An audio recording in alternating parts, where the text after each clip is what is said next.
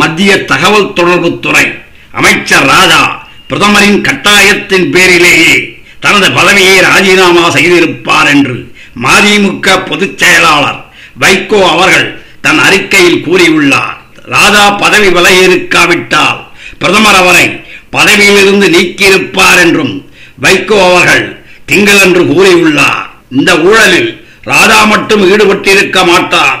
அதனால் கூட்டு பார்லிமெண்டரி கமிட்டியை உருவாக்கி இந்த ஊழலில் பங்கு பெற்றவர்கள் அனைவரையும் வெளிக்கொண்டு வர வேண்டும் என்றும் கூறியுள்ளார். இது பற்றிய செய்தியை கேளுங்கள். ஸ்பெக்ட்ரம் ஒதுக்கீடு விவகாரத்தால் எதிர்க்கட்சிகளின் கடும் விமர்சனத்திற்கு உள்ளான மத்திய அமைச்சர் ராஜா நீண்ட இழுபறிக்கு பின் தன் பதவியை ராஜினாமா செய்தார். பார்லிமெண்ட் கூட உள்ள நிலையில் மத்திய அரசுக்கு தர்ம சங்கடமான நிலை ஏற்படுவதை தடுக்கவும் மத்திய அரசுடன் சுமூகமான உறவு நீடிக்கவும் முதல்வர் கருணாநிதி இந்த முடிவை எடுத்தார். கருணாநிதியின் உத்தரவை அடுத்து டெல்லி சென்ற அமைச்சர் ராஜா பிரதமரை சந்தித்து ராஜினாமா கடிதத்தை கொடுத்தார். 2G ஸ்பெக்ட்ரம் அலைவரிசை ஒதுக்கீட்டில் மத்திய அரசுக்கு 1.76 லட்சம் கோடி ரூபாய் வருவாய் இழப்பு ஏற்படுத்தியதாக மத்திய தகவல் தொடர்புத்துறை அமைச்சர் ராஜா மீது மத்திய ஆடிட்டர் ஜெனரல் அலுவலகம் குற்றம் சாட்டியது. கடந்த வாரம் பார்லிமெண்டில் இப்பிரச்சனையை கிளப்பிய பாஜக உள்ளிட்ட எதிர்க்கட்சிகள் கடும் அமளியில் ஈடுபட்டன. இதனால் பார்லிமெண்ட் கூட்டத்தொடர் ஒத்திவைக்கப்பட்டது.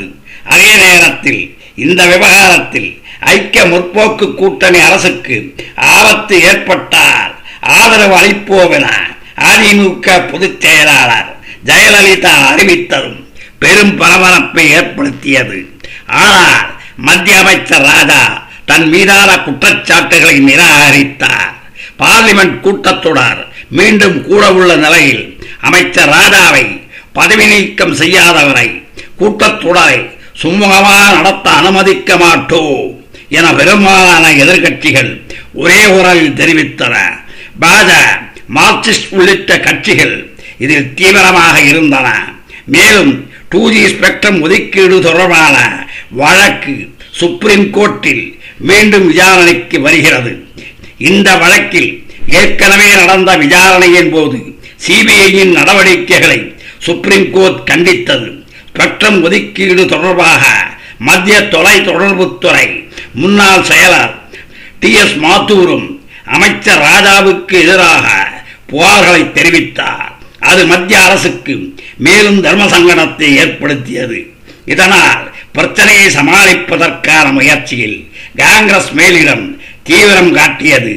ராஜா விவகாரம் குறித்து காங்கிரஸ் தலைவர் சோனியா, பிரதமர் மன்மோகன் சிங், நிதியமைச்சர் பிரணாப் முகர்ஜி, சோனியாவின் அரசியல் ஆலோசகர் அகமது பட்டேல் ஆகியோர் டெல்லியில் அவசர ஆலோசனை நடத்தினர். பின்னர் திமுகவிடமும் அவசர ஆலோசனை நடத்தினர். சென்னையில் முதல்வர் கருணாநிதியை இருமுறை சந்தித்த அமைச்சர் ராஜா டெல்லி சென்றார். சென்னை விமான நிலையத்தில் பேட்டி அளித்த அவர் வழக்கமாக தலைவரை சந்திப்பது போலத்தான் இன்றைய சந்திப்பு நடந்தது. நான் ராஜினாமா செய்ய தேவையில்லை என்று கூறிவிட்டு புறப்பட்டார். உடன் இருந்த முன்னாள் அமைச்சர் TR பாலு பொறுத்திருந்து பாருங்கள் என்றார். அதே சமயம் டெல்லிக்கு தமிழக அரசின் பிரதிநிதியாக அனுப்பப்பட்டிருந்த அமைச்சர் துரைமுருகன் திடீரென சென்னை திரும்ப மேலிடம் உத்தரவிட்டது. திமுகவின் முக்கிய முடிவை எடுக்கும் உயர்மட்ட குழு கூடவில்லை என்றாலும் அரசியல் பரபரப்பு நீடித்தது. டெல்லி சென்ற ராஜா பிரதமர் மன்மோகன் சிங்கை சந்திக்க அவரது இல்லம் சென்றார். அவர் பிரதமர் வீட்டிற்கு செல்கிறார் என்றதுமே டெல்லியில் பரபரப்பு கூடியது. அவர் ராஜினாமா செய்ய போகிறார் என்ற செய்தி வெளியானது. வலதரப்பிலும் எதிர்பார்த்தபடி பிரதமர் மன்மோகன் சிங்கை சந்தித்து ராஜினாமா கடிதத்தை கொடுத்தார் ராஜா. பின்னர் நிருபர்களுக்கு பேட்டி அளித்த ராஜா கூறுகையில், எனது கட்சி தலைவர் கருணாநிதி ஆலோசனையின் பேரில் பிரதமரை சந்தித்து ராஜினாமா கடிதத்தை அளித்துள்ளேன். என் மீது குற்றமில்லை என்பதை பார்லிமெண்டிலும் நீதிமன்றத்திலும் நிரூபிப்பேன் என்பதை பொதுமக்களுக்கு தெரிவித்துக் கொள்கிறேன் என்றார். பார்லிமெண்டில் எதிர்க்கட்சிகள் கிளப்பும் கேள்விகளுக்கு தக்க பதிலளிப்பேன். என் பதவிக்காலத்தில் தொலைத்தொடர்புத்துறை மிகுந்த வளர்ச்சி அடைந்துள்ளது என்றார். ராஜா ராஜினாமா தொடர்பாக திமுக தலைமைக் கழகம் வெளியிட்ட செய்திக்குறிப்பில், பார்லிமெண்டில் ஜனநாயக நடவடிக்கைகள் தொடர்ந்து நடைபெறவும், நாட்டு மக்களுக்கு தேவையான பிரச்சனைகள் விவாதித்து முடிவெடுக்கப்பட வழிவகுத்திடும் வகையில் ராஜா அமைச்சர் பொறுப்பிலிருந்து விலகிக் கொள்ள வேண்டும் என்று திமுக முடிவெடுத்து அவருக்கு அறிவுறுத்தியுள்ளது என தெரிவிக்கப்பட்டது.